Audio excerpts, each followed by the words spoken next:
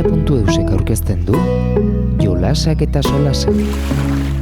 Kantauriko itsasoan. Kantauriko itsasoa, olatuak goraka, itsasontzi bat irten da, olatuen gaineran, hemendik hara, handik hona, hemendik hara, kanpora. Olatuen gainean dauden itsasontziak ikusi dituzu, ezta? Ba, horrela egoten aldira orduak eta orduak.